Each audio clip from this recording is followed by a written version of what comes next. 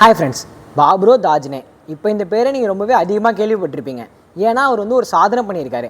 அது என்ன அப்படின்றத தெரிஞ்சுக்கிறதுக்கு முன்னாடி நம்ம சேனலுக்கு இப்போ தான் ஃபஸ்ட் டைம் வரீங்கன்னா மறக்காம சப்ஸ்கிரைப் பண்ணிக்கோங்க.